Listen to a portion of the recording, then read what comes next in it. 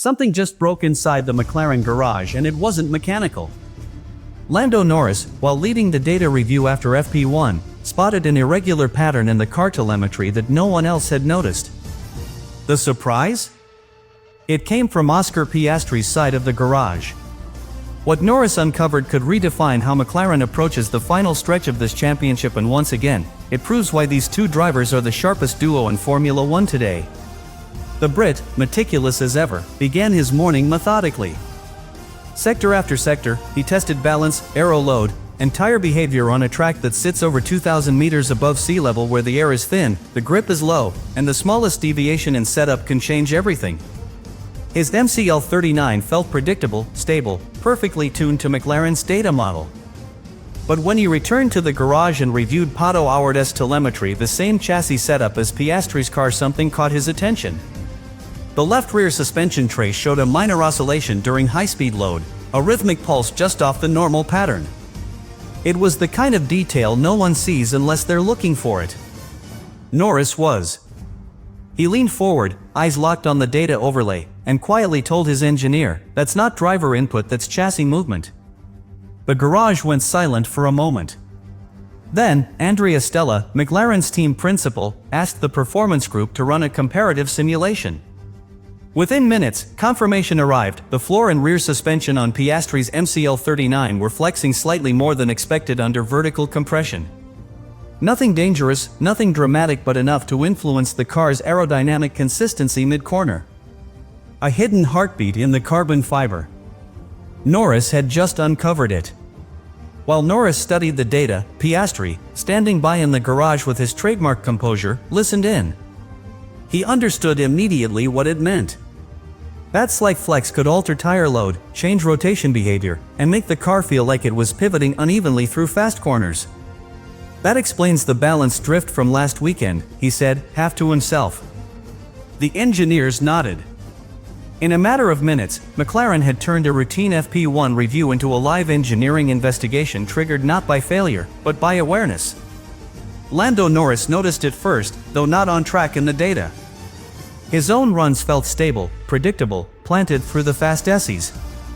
But when he compared his telemetry to hours from Piastri's car, something felt off. The traces didn't align the way they should have. In his words, the car's breathing. That wasn't poetry. It was physics. The floor and suspension on Piastri's chassis were flexing microscopically under heavy aerodynamic load, creating a wave of instability in the rear that shifted tire pressure distribution mid-corner. It was a problem so small it escaped simulation models, yet big enough to alter confidence.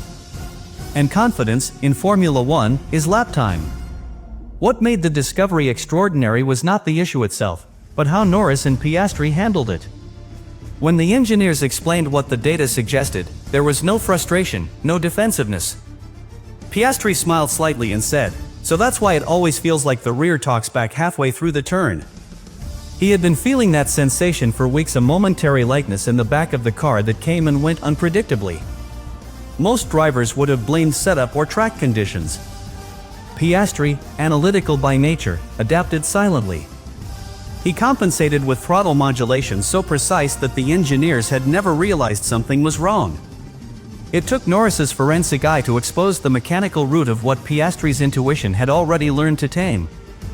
For the McLaren engineering group, it was a revelation. Andrea Stella called it the moment where instinct met data.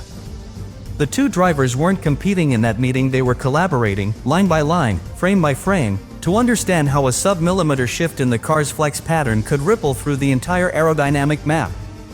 Norris explained how that flex would change the car's yaw stability, forcing the rear tires to scrub more on entry.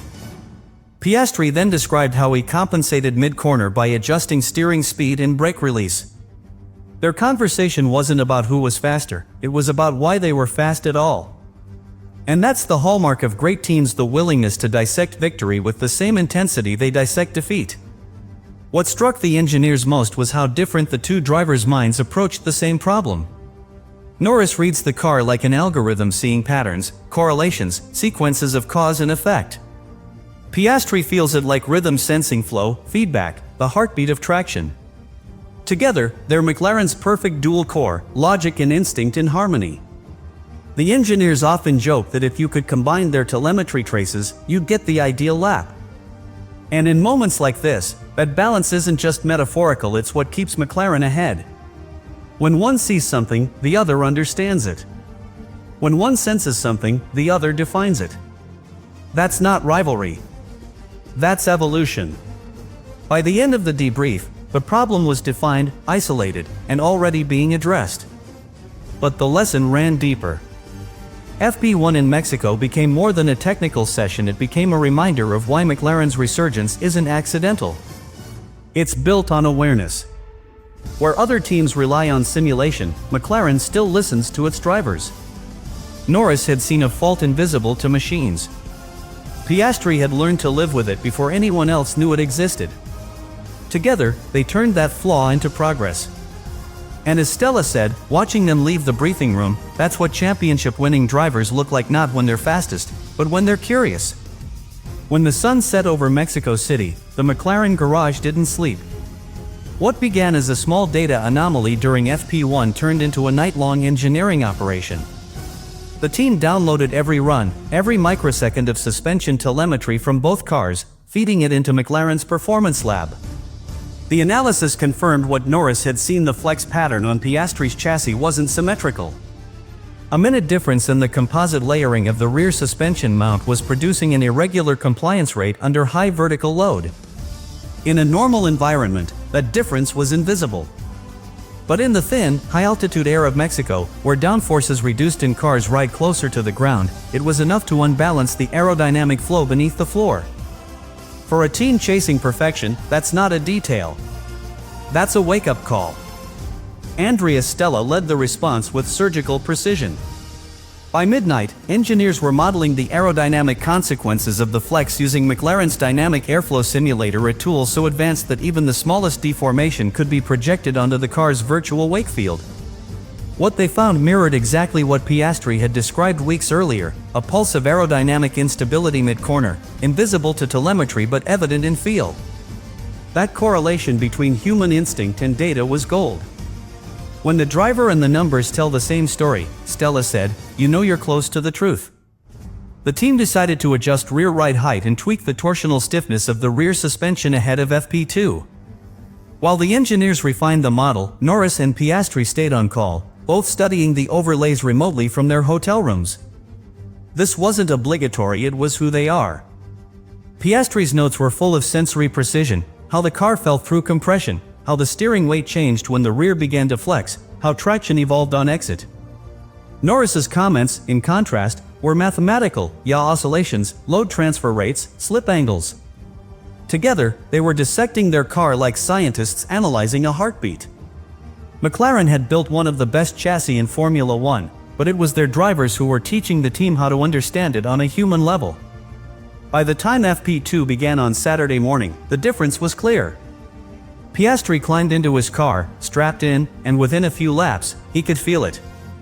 The rear end was calmer, the oscillation gone, the steering feedback linear again. On the radio, he said just 3 words: "That's much better." Norris, on the other side of the garage, could hear the tone: not excitement, but assurance. When both cars hit the fast chicane in Sector 2, the telemetry lined up perfectly. The imbalance was gone. What had started as a whisper in the data on Friday had now been silenced entirely. The MCL39 was balanced, alive, and once again untouchable. The garage atmosphere shifted from tension to pride. Norris and Piastri debriefed together after the session, exchanging observations as equals, not rivals. Lando acknowledged the engineer's speed in implementing the fix. Piastri, meanwhile, thanked Norris for spotting what he'd only been feeling. "You read the numbers like I read the corners," he told him with a grin. It was a moment that captured why this McLaren partnership works: 2 young drivers, different minds, same goal. The team knew it was witnessing something special, not just 2 talents competing, but 2 engineers in race suits rewriting how drivers contribute to car development. By the end of the day, McLaren's top brass had rerun the numbers. Both cars now operated within identical stiffness parameters. But more importantly, the team had rediscovered something that even data can't quantify: trust. Trust between driver and machine, between data and instinct. between two competitors who understand that one man's discovery can make both stronger. When the session ended, Stella summed it up best: Lando saw it, Oscar felt it, and McLaren fixed it. That's how you build a championship team.